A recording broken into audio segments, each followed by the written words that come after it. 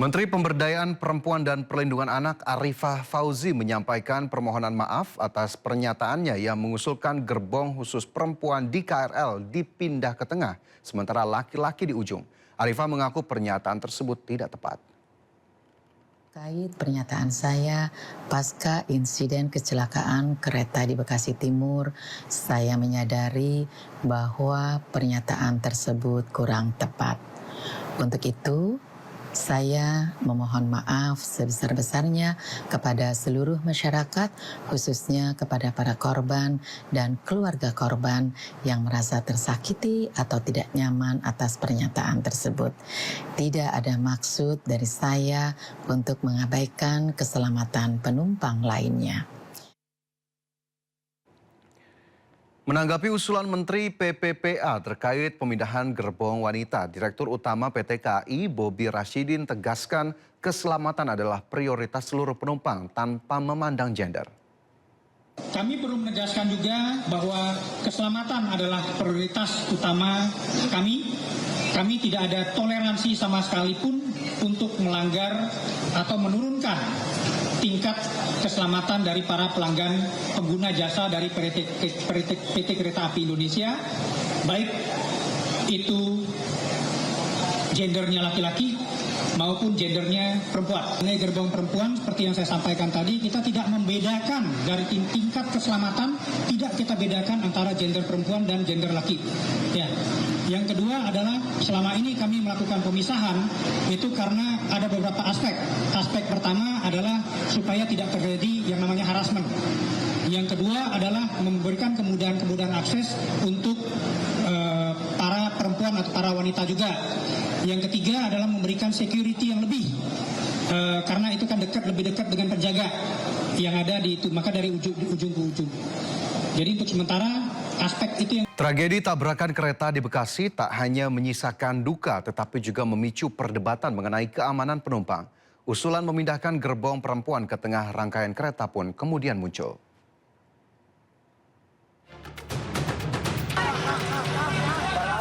Insiden tabrakan KRL dan kereta api jarak jauh di stasiun Bekasi Timur Senin malam menjadi momentum untuk evaluasi sistem keselamatan kereta.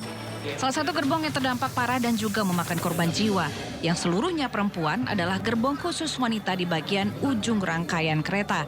Menteri Pemberdayaan Perempuan dan Perlindungan Anak Arifah Fauzi mengusulkan agar posisi gerbong wanita dipindahkan ke bagian tengah.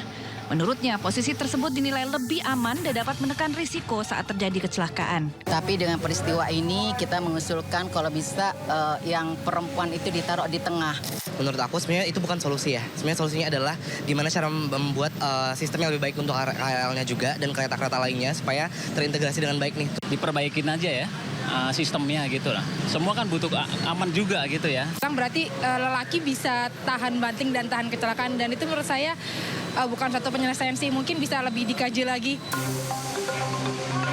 Usulan pemindahan gerbong perempuan ke tengah-tengah rangkaian ditanggapi berbeda oleh Menteri Koordinator Infrastruktur Agus Harimurti Yudhoyono. Baginya, keselamatan penumpang tak bisa dilihat dari pemisahan gender. Seluruh penumpang, laki-laki maupun perempuan, memiliki risiko yang sama. Laki dan perempuan sama saja, tidak boleh menjadi korban dalam insiden apapun.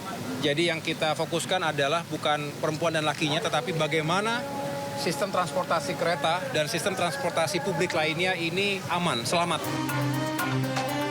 Peristiwa ini menjadi pengingat bagi pengelola transportasi Indonesia agar tidak melakukan evaluasi setengah hati, karena keselamatan jiwa sesungguhnya adalah hak seluruh penggunanya. Tim Liputan iNews melaporkan. CEO Danantara yang juga Kepala BP BUMN Doni Oskaria menyatakan akan mengevaluasi manajemen PT KAI buntut dari kecelakaan yang melibatkan kereta Argo Bromo dengan KRL di stasiun Bekasi Timur.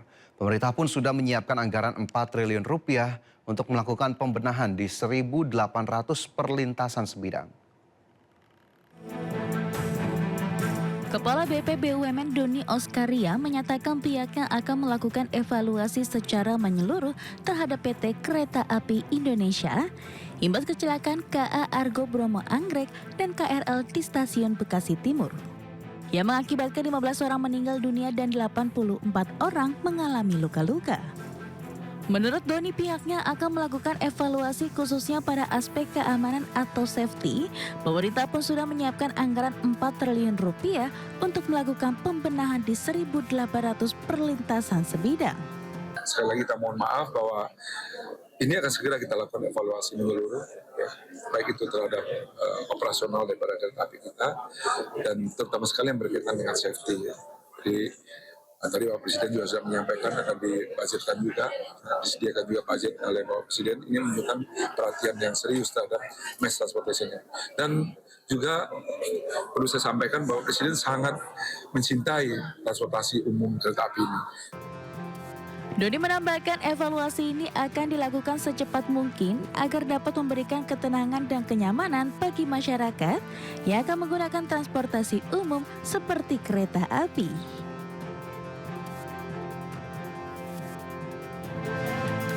Kita ke informasi lain, pemirsa. Sebuah apartemen di kawasan Tanjung Duren, Jakarta Barat terbakar pada Kamis pagi.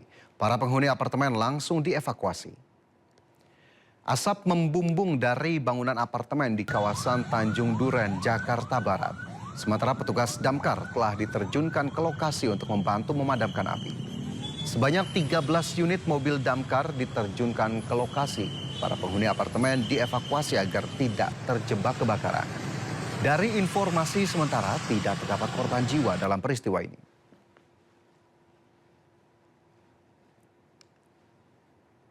Pemirsa, tersangka kasus kekerasan di daycare Little Aresya, Yogyakarta mengaku diperintah oleh ketua yayasan dan kepala sekolah untuk mengikat anak-anak yang dititipkan.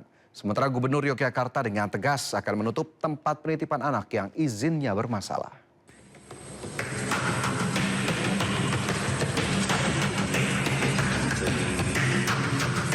13 tersangka kasus kekerasan anak di daycare Little Aresya masih diperiksa intensif. Dari hasil penyelidikan terungkap bahwa 11 pengasuh yang jadi tersangka mendapatkan perintah langsung dari kepala sekolah dan ketua yayasan tersebut. Para pengasuh tiap pagi diperintah oleh 2 tersangka lain, yaitu ketua yayasan dan kepala sekolah untuk mengikat anak-anak yang dititipkan. Akibatnya, anak-anak mengalami luka di pergelangan tangan dan kakinya. Namun dari keterangan para tersangka pengasuh 11 itu, mereka diperintahkan melakukan hal itu oleh ketua yayasan. Namun tapi di SOP nggak ada. Namun itu disampaikan secara lisan, secara langsung oleh ketua yayasan. Dan itu semua keterangan dari 11 pengasuh seperti itu. Kalau ketua yayasan kan memerintahkan untuk tindakan seperti itu. Kalau untuk kepala sekolah sendiri apa? Sama juga. Sama. Karena ketua yayasan dan kepala sekolah ini selalu hadir tiap pagi. Dan mereka melihat langsung para pengasuh melakukan hal tersebut kepada anak-anak itu. Jadi dia mengetahui dan menyuruh. Sementara itu, Gubernur Yogyakarta Sri Sultan Hamengkubuwono X prihatin terhadap peristiwa ini. Dengan tegas, Sultan akan menutup penitipan anak yang izinnya bermasalah, sekaligus memberikan pendampingan bagi para korban dan orang tuanya.